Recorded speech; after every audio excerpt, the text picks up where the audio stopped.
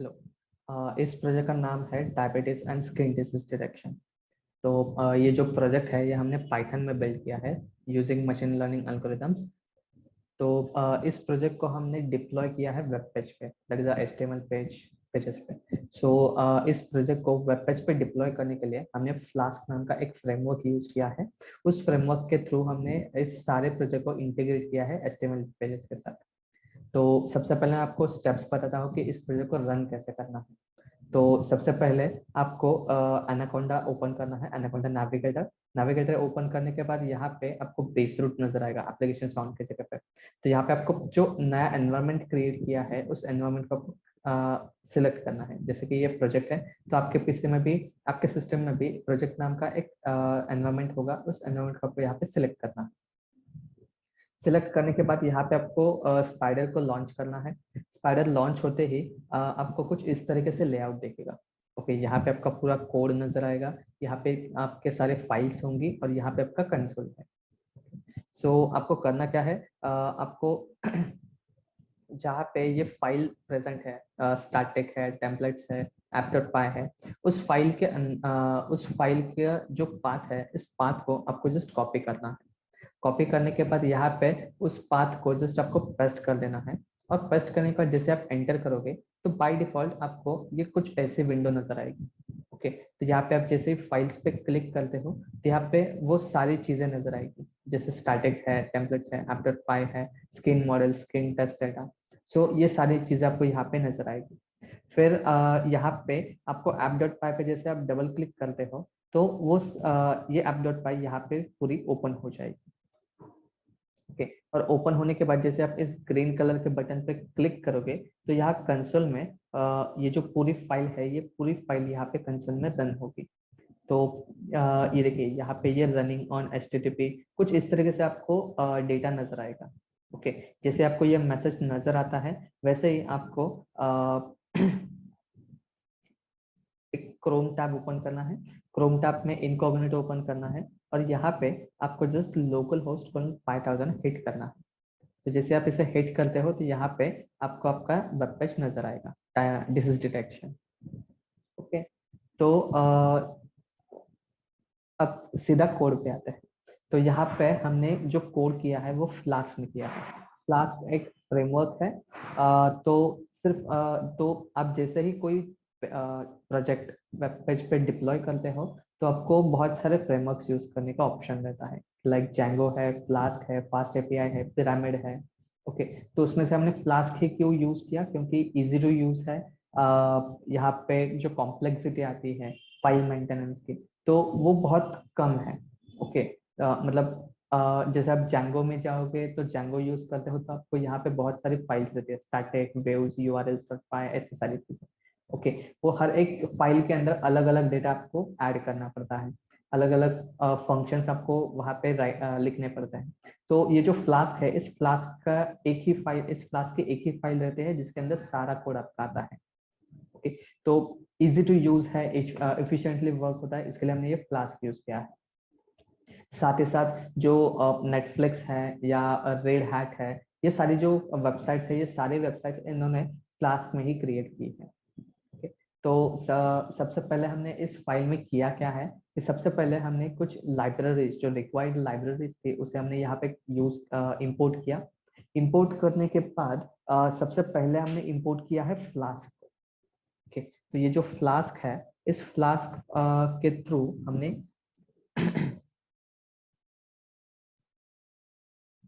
इस फ्लास्क के थ्रू, इस लाइब्रेरी के थ्रू हमने कुछ फंक्शंस इंपोर्ट किए हैं। जैसे कि ये फ्लास्क है तो फ्लास्क मेन फ्रेमवर्क है। इस फ्रेमवर्क के थ्रू हम हमारा जो एक्चुअल फ्रेमवर्क है, इस फ्रेमवर्क को हम यहाँ पे इनिशियलाइज करेंगे और बाद में जाके उसे हम यूज कर सकते हैं। ओके, फिर यहाँ पे ये रेंडर टेम्पलेट है। Render template, URL for, redirect, ये तीनों फंक्शंस सेम वर्क करते हैं। लाइक आपको कोई यूआरएल पर रीडायरेक्ट करना हो तो ये तीनों फंक्शंस यूज किए जाते हैं। जैसे कि आपने ऐप अबाउट पे क्लिक किया या कॉन्टैक्ट पे क्लिक किया तो आपको वो स्पेसिफिक पेज ही नजर आता है, contact.html ही नजर आता है या about.html ही नजर आता है। तो उस यूजर को उस यूआरएल पे रीडायरेक्ट करने का काम ये तीन चीजें करती हैं। ओके, ये तीन फंक्शंस यूज किए जाते हैं। फिर यहाँ पे ये रिक्वेस्ट है। रिक्वेस्ट क्या है कि HTML पेजेस पे जो फॉर्म्स रहते हैं, जैसे कि रजिस्टर पेज हो, लॉगिन पेज हो, तो उस फॉर्म के अंदर का जो डेटा है, उस डेटा को हमें पुल करना है, बैकएंड में फेच करना है। तो बैकएंड में फेच करने के लिए ये रिक्वेस्ट यूज की जाती है।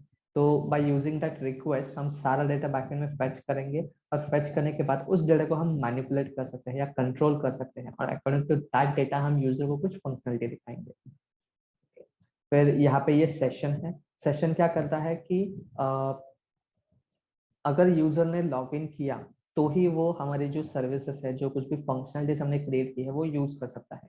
अगर यूजर ने लॉग आउट किया तो उसे फिर से लॉगिन करना पड़ेगा, या उसे फिर से रजिस्टर होना पड़ेगा, और फिर लॉगिन करके वो फंक्शनलिटीज यूज कर सकता है।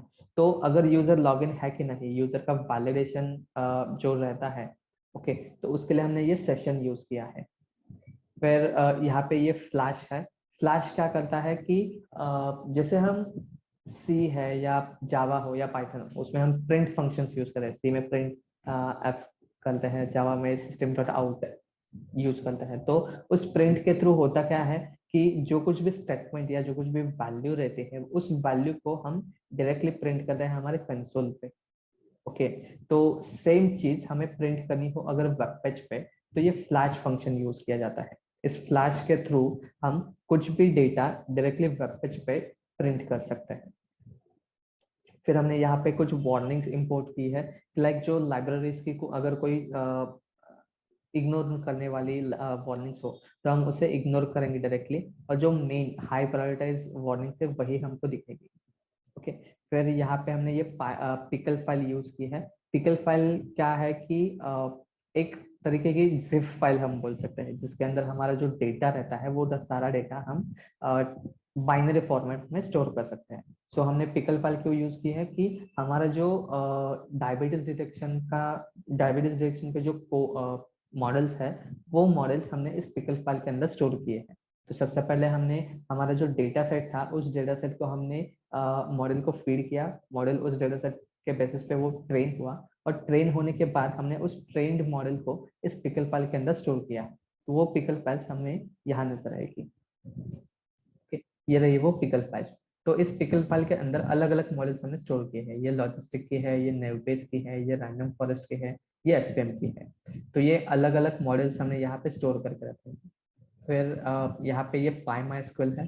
PyMySQL क्या है कि MySQL पाइथन की एक MySQL लाइब्रेरी है, जिसके थ्रू आप कोई भी डेटाबेस को कनेक्ट करके फिर से उस डेटा के अंदर या उस डेटाबेस के अंदर जितने भी टेबल्स है, उस टेबल्स के अंदर जो डेटा आपको फीड करना है, या वहां से डेटा कुछ फेच करना हो, तो थ्रू एसक्यूएल क्वेरीज आप उसे फेच या फीड कर सकते हैं, ठीक, या इंसर्ट कर सकते हो। सो जो कुछ भी आप एसक्यूएल क्वेरीज यहाँ पे यूज करोगे, वो पाइथन के इस PyMySQL को आपको फीड करनी है, या उसका जो कर्सर रहता है, वो कर्सर इस एसक्यूएल की जो क्वेरीज रहती है, इस क्वेरीज को वो एग्जीक्यूट करेगा, और एग्जीक्यूट करके आपको वो डेटा आपको इंसर्ट करके देगा, या उस क्वेरीज के थ्रू आपको डेटा फेच करके देगा। फिर यहाँ पे ये पांडास है। पांडास के थ्रू आप आपके पास जो एक्सेल शीट्स रहते हैं, जैसे कि CSV हो, TSV हो, एक्सेल शीट हो, तो उस सारी फाइल्स को आप रीड कर सकते हो। रीड करने के बाद उसके अंदर जो कुछ भी डेटा है, उस डेटा को हैंडल करने के लिए ये पांडास की लाइब्रेरी यूज की जाती है। Okay? फिर हमने यहाँ पे सिक्योर फाइल नेम यूज किया है। सिक्योर फाइल नेम क्या करता है कि यूजर जो इमेज अपलोड करता है, जिस नाम से वो इमेज स्टोर है उसके पीसी में, वही नाम हमें बैकएंड में फेच करना है।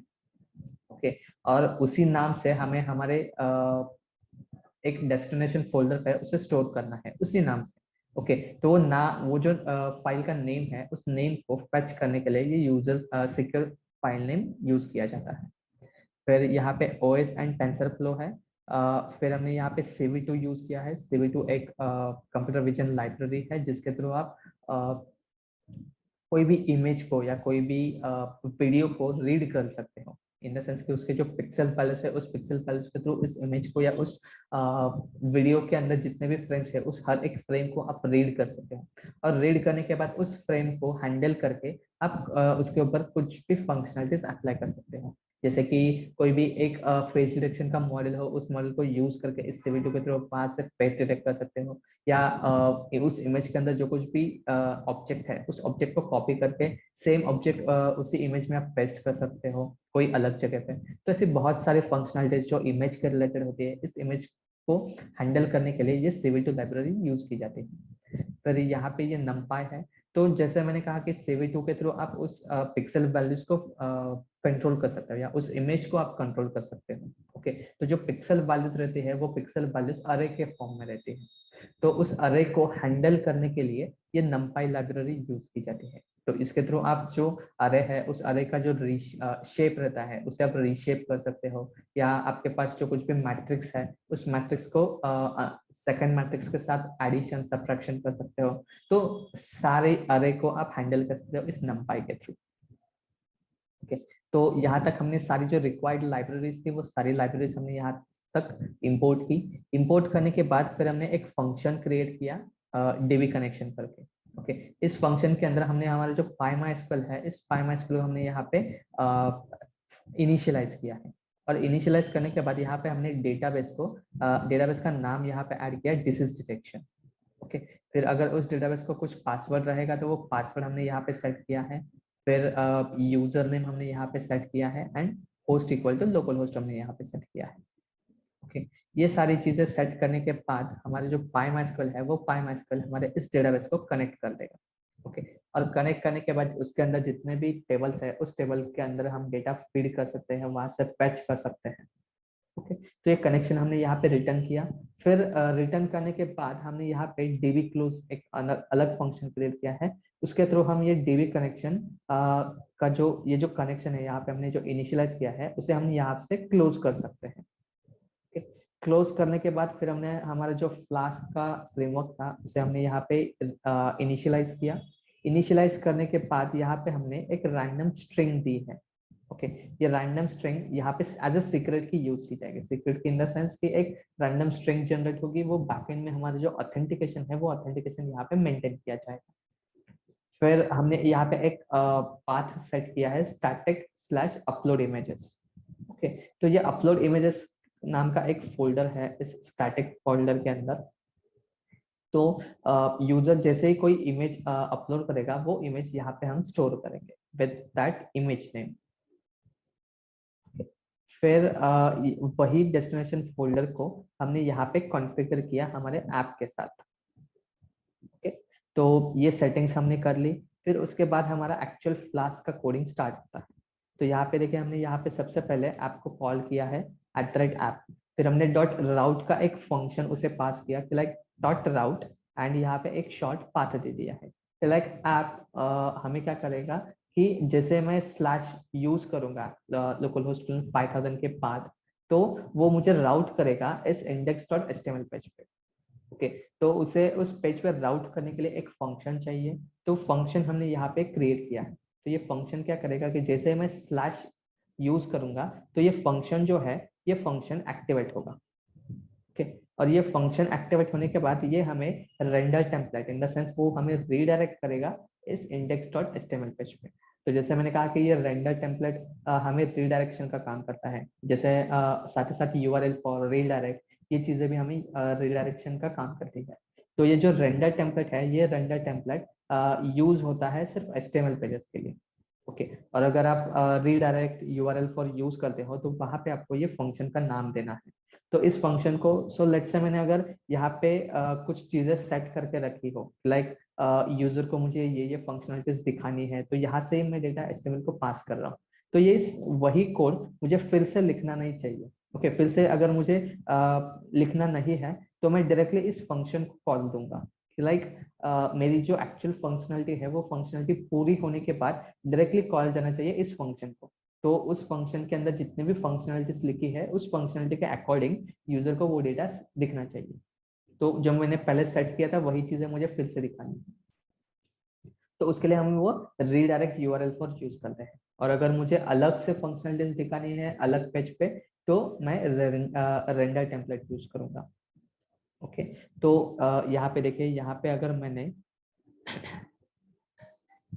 Let's say local host 5000 and slash लिखा, तो वो मुझे रीडायरेक्ट कर रहा है डायरेक्टली इस पेज पे। ओके, तो वो बाय डिफॉल्ट मुझे रीडायरेक्ट करेगा इस index.html पेज पे। ओके, फिर हमने यहाँ पे स्लैश home.html लिखा है, तो वो हमें रीडायरेक्ट करेगा डायरेक्टली home.html पेज पे। ओके, फिर यहाँ पे लॉग आउट है, तो उसके बाद हम डायरेक्टली चले जाते हैं लॉग इन पे। तो जैसे मैं यहाँ पे रजिस्टर पे क्लिक करता हूँ या लॉगिन पे क्लिक करता हूँ, तो मुझे वो रीडायरेक्ट कर रहा है उस register.html या login.html पेज पे। तो ये देखिए हमने यहाँ पे ये स्लैश लॉगिन लिखा है। तो अगर आप यहाँ पे आके Ctrl+F स्लैश लॉगिन करते हो, ओके, तो वो हमें, ये देखिए यहाँ पे हमने वो लॉगिन का कोड लिखा है। तो @ऐप को फिर से हमने यहाँ पे कॉल किया, राउट करने के बाद उस राउट के अंदर एक शॉर्ट पाथ सेट किया कि स्लैश लॉगिन। ओके, फिर हमने यहाँ पे मेथड्स डिफाइन की है, पोस्ट एंड गेट। तो ये पोस्ट मेथड क्या है कि और ये गेट मेथड क्या है वो मैं आपको समझाता हूँ। सो लेट्स से मैंने यहाँ पे गूगल ओपन किया, और गूगल ओपन करने के बाद अगर मैंने यहाँ पे let's say Shahrukh Khan, okay, ये ऐड किया, ओके, ये क्वेरी अगर मैं जैसे ही सर्च करता हूँ, तो ये देखिए मेरी जो क्वेरी है वो क्वेरी यहाँ पे नजर आ रही है, शाहरुख खान। ओके, या मैंने गौरी खान अगर यूज किया तो ये देखिए मेरी क्वेरी यहाँ पे नजर आई। ओके, तो ये जो मेरी क्वेरी है, ये क्वेरी मुझे यहाँ यूआरएल में दिख रही है। ओके, वो क्यों? क्योंकि यहाँ पे हमने यहाँ पे गूगल ने गेट मेथड यूज किया है। ओके, और ये पोस्ट मेथड क्या करता है कि जो क्वेरी आप सर्च करते हो या जो डेटा आप उस फॉर्म से पोस्ट सबमिट कर रहे हो उस फॉर्म के अंदर, वो डेटा वो पोस्ट मेथड कहीं पे भी प्रिंट नहीं करता, यूआरएल में वो डेटा हाइड किया जाता है। ओके, और डायरेक्टली वो सेंड किया जाता है बैकएंड को। तो ये पोस्ट मेथड हमने उसके लिए यूज किया है। तो जैसे ही यूजर इस लॉगिन पेज पे आएगा, तो यहाँ पे देखिए हमने वो login.html पेज यहाँ पे है। ओके, तो वहाँ पे दो फील्ड्स है, एक है enter your email and enter your password. Okay, तो यहाँ पे हमने एक फॉर्म क्रिएट किया है, उस फॉर्म को हमने एक्शन दिया है slash login and method equal to post. Okay, तो यूजर जैसे ही इस इनपुट पे ईमेल आईडी ऐड करेगा और यहाँ पे जैसे ही वो पासवर्ड ऐड करेगा, तो ये सारा डेटा हम बैकएंड में फेच करेंगे इस नेम के through, name equal to email, name equal to password. Okay, तो जैसे ही यूजर सब लॉगिन पे क्लिक करेगा, तो ये डेटा डायरेक्टली चला जाएगा इस एक्शन जो हमने सेट किया है वहां पे।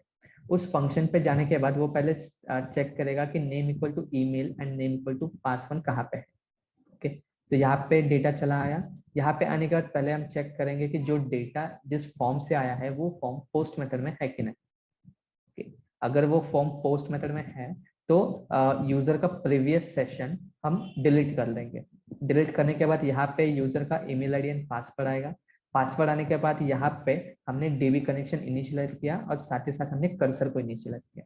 अब कर्सर जैसे ही इनिशियलाइज होगा, उस कर्सर को हम एग्जीक्यूट करेंगे, एग्जीक्यूट का एक फंक्शन पास करेंगे, और उसके अंदर हम ये एसक्यूएल की क्वेरी पास कर रहे हैं कि like select star from user details where email equal to %s and password equal to %s।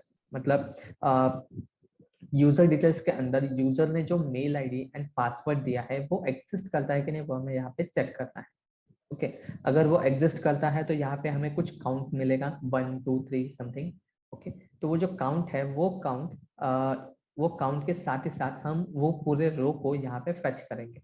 उस रो को फेच करने के बाद अगर वो काउंट हमें यहाँ पे ग्रेटर देन 0 मिलता है, ओके, लेट्स से 1 मिला या 2 मिला, ओके, तो उस यूजर का सेशन हम यहाँ पे क्रिएट करेंगे, और क्रिएट करने के बाद फिर हम उस यूजर को रीडायरेक्ट करेंगे home.html पेज पे। ओके, और इन केस अगर वहां पे कुछ काउंट नहीं मिलता, मतलब वो यूजर एग्जिस्ट ही नहीं करता, तो हमें वहां पे काउंट 0 मिलेगा। तो जैसे ही हमें काउंट 0 मिलता है, तो हम यूजर को मैसेज पास करेंगे कि incorrect user name and password. Okay, और फिर से हम उसे रीडायरेक्ट करेंगे login.html पेज पे। ओके, तो सेम कोड हमने यहाँ पे रजिस्टर के लिए भी लिखा है। तो पहले जो ऐप है हमारा, उस ऐप को कॉल जाएगा, फिर हम राउट करेंगे थ्रू शॉर्ट पाथ, फिर हमने यहाँ पे मेथड सेट की है पोस्ट एंड गेट। फिर यूजर जैसे ही रजिस्टर पे कोई भी डेटा पास करेगा, तो पास करने के बाद वो चेक किया जाएगा कि वो जो फॉर्म है वो फॉर्म पोस्ट मेथड में है कि नहीं। अगर वो पोस्ट मेथड में है, तो वहां से सारा डेटा हम यहाँ पे फेच करेंगे थ्रू रिक्वेस्ट। रिक्वेस्ट के थ्रू यहाँ पे डेटा फेच करने के बाद फिर हमने यहाँ पे डीबी कनेक्शन इनिशियलाइज किया, फिर यहाँ पे कर्सर इनिशियलाइज किया, फिर हमने चेक किया कि जो ईमेल आईडी यूजर ने पास किया है वो ईमेल आईडी यहाँ पे एग्जिस्ट है कि नहीं। ओके, अगर वो एग्जिस्ट नहीं है तो यूजर का जो डेटा है वो सारा डेटा हम यहाँ पे इंसर्ट करेंगे।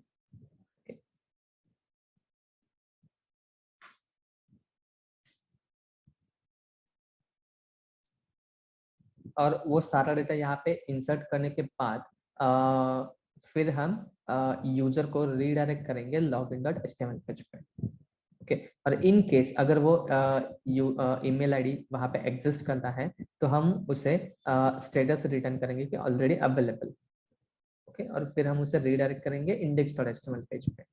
और इन केस अगर यहाँ पे कुछ इश्यूज आ जाते हैं, ओके, तो हम यहाँ पे एक्सेप्शन प्रिंट करेंगे कि exception occurred at user registration. So जो डेवलपर है वो डेवलपर को इजीली पता चलेगा कि जो एक्सेप्शन आया है वो रजिस्ट्रेशन पे आया है। सो हाँ, वो इजीली जो एरर है वो इजीली कैच कर सकता है, लाइक वो डायरेक्टली जो रजिस्टर्ड है, रजिस्टर का जो फंक्शन है उसे वो डिबग करके चेक करेगा। ओके, और फाइनली हम जो डीबी कनेक्शन है वो डीबी कनेक्शन क्लोज कर देंगे। ओके, तो ये रहा लॉगिन और ये रजिस्टर का फंक्शन। तो मैं यहाँ पे आपको लॉगिन करके बताता हूँ।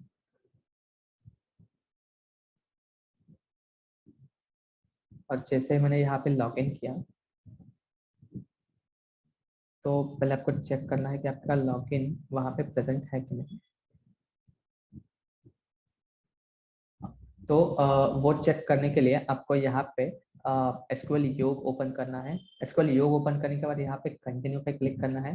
फिर यहाँ पे आपका जो पासवर्ड है वो पासवर्ड ही आपका यूजर नेम है। ओके, तो ये रूट ही आपका यहाँ पे पासवर्ड दिया है।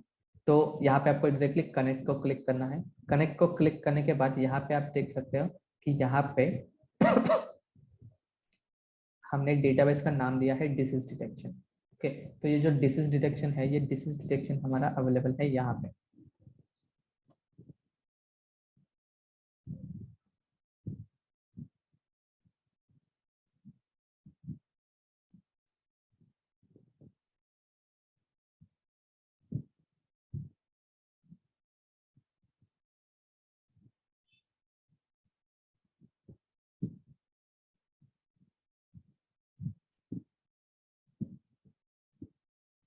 और इन केस अगर यहाँ पे अगर आपको डेटाबेस नजर नहीं आता तो फाइल पे क्लिक करना है, फिर ओपन करना है।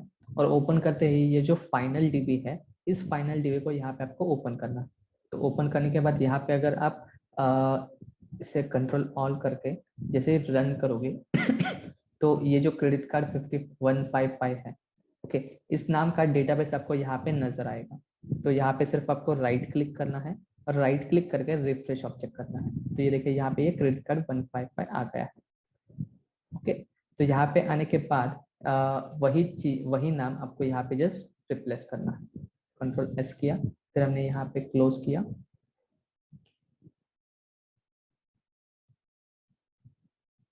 क्लोज करके फिर से हमें यहाँ पे ऐप रन करना है।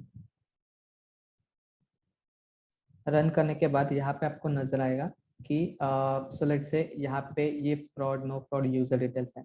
तो जैसे आप इसे राइट क्लिक करके व्यू डेटा करते हो तो यहाँ पे वो सारी चीजें नजर आएगी। ओके, तो ये देखिए यहाँ पे a@gmail.com है। तो आपको फिर से यहाँ आना है, यहाँ पे आके फिर से आपको a@gmail.com और पासवर्ड आपका ए है। तो जैसे मैं यहाँ पे लॉग इन करता हूँ तो ये देखिए यहाँ पे हम डायरेक्टली अंदर आ गए। ये होगा हमारा होम पेज। तो होम पेज पे आने के बाद ये देखिए यहाँ पे ये चेक डायबिटीज है। तो जैसे ही चेक डायबिटीज पे आप क्लिक करोगे तो यहाँ पे आपके टोटल 15 क्वेश्चंस हैं। इस 15 क्वेश्चंस को हमने सेट किया है diabetes.html पेज पे। तो इस फंक्शन को आपको जस्ट कॉपी करना है। इस यूआरएल को कॉपी करने के बाद यहाँ पे आपको just control F control we और स्लैश, तो ये स्लैश डायबिटीज का यहाँ पे फंक्शन है। तो इस फंक्शन ये जो सारे क्वेश्चंस है वो सारे क्वेश्चंस हमने diabetes.html पेज पे सेट किए हैं।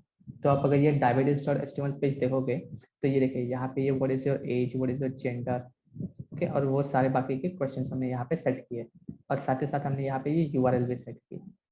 तो ये जो पूरे सारे के सारे टोटल 15 क्वेश्चंस है ये सारे क्वेश्चंस हमने एक फॉर्म के अंदर सेट किए हैं जिसे हमने एक्शन दिया है स्लैश डायबिटीज और यहाँ पे मेथड दी है पोस्ट। तो यूजर जैसे ही सारे क्वेश्चंस अटेम्प्ट करता है और अटेम्प्ट करने के बाद जैसे ही उसे सबमिट करेगा, तो वो सारे क्वेश्चंस के जो आंसर्स है वो सारे आंसर्स हमें यहाँ पे मिलेंगे। ओके, एक डिक्शनरी में हमने यहाँ पे सेट किए। उससे पहले हम चेक करेंगे कि जो डेटा हमें मिला है वो डेटा पोस्ट मेथड में है कि नहीं, सॉरी वो जो फॉर्म है वो फॉर्म पोस्ट मेथड में है कि नहीं। अगर वो फॉर्म पोस्ट मेथड में है तो वो सारे आंसर्स हम यहाँ पे फेच करेंगे। फेच करने के बाद उसे हमने एक डिक्शनरी में सेट किया। डिक्शनरी में सेट करने के बाद उसी डिक्शनरी को हमने एक डेटा फ्रेम में कन्वर्ट किया। डेटा फ्रेम में कन्वर्ट करने के बाद हमने यहाँ पे रैंडम फॉरेस्ट की जो पिकल फाइल है वो हमने यहाँ पे ऐड की।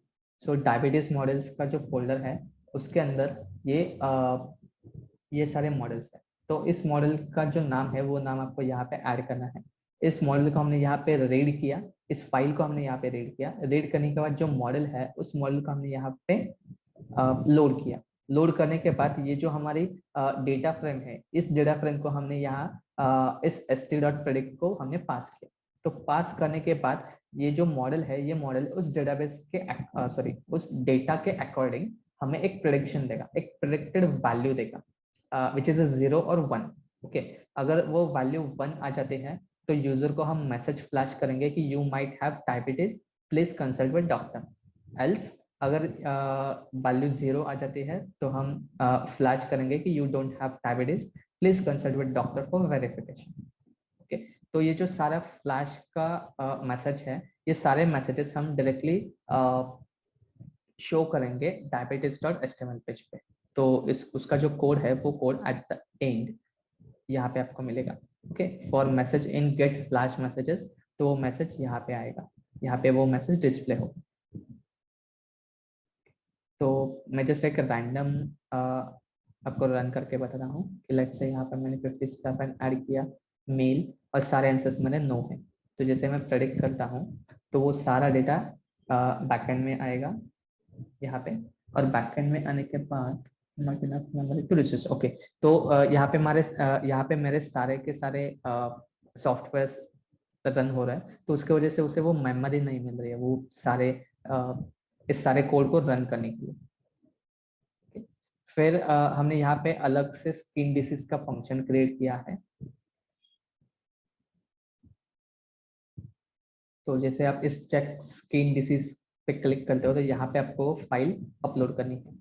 तो इस फाइल पे क्लिक करने के बाद यहाँ पे आपको एक स्किन डिसीज का फोटो अपलोड करना है। और जैसे आप सबमिट करते हो तो सबमिट करने के बाद उसका जो कॉल है वो कॉल यहाँ पे आएगा। तो वो जो फाइल है वो फाइल हमें यहाँ पे मिले। फिर हमने सिक्योर फाइल नेम के थ्रू उस फाइल को हमने यहाँ पे रीड किया। ओके, और उस फाइल का जो नाम है वो नाम हमने यहाँ पे फेच किया। यहाँ पे नाम फेच करने के बाद उस फाइल को हमने स्टोर किया है ऐप कॉन्फ़िग के यहाँ पे जो हमने पाथ सेट किया था वहां पे।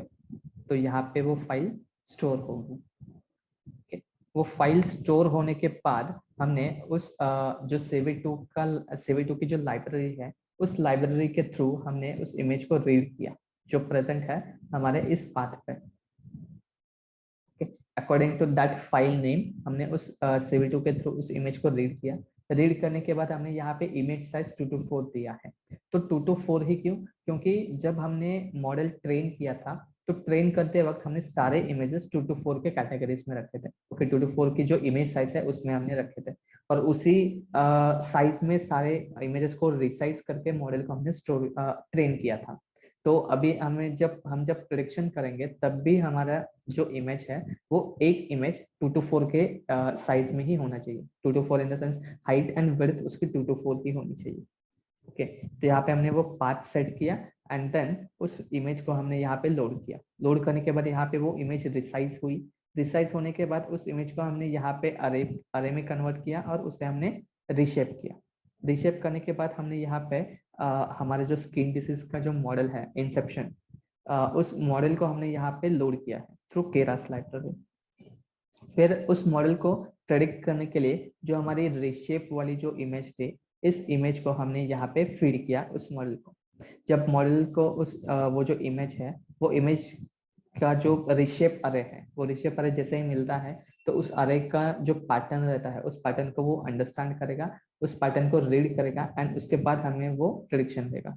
तो यहाँ पे प्रेडिक्शन के टाइम यहाँ पे एक वैल्यू आपको मिलेगी, that is a 0 1 2 3 4 5, okay, and according to that value हम यहाँ पे प्रेडिक्शन देंगे। लाइक अगर हमें वैल्यू 0 मिलती है तो यहाँ से हम 0th इंडेक्स की जो वैल्यू है दैट इज एक्ने एंड रोसफी, ओके, तो उस नाम को हम यहाँ से फेच करेंगे एंड फिर हम यहाँ पे डिस्प्ले करेंगे कि that category this is detected in image, okay. Else अगर यहाँ पे हमें प्रेडिक्टेड वैल्यू लेट्स से 2 मिलती है, ओके, तो हम मैसेज फ्लैश करेंगे कि no this is detected in image,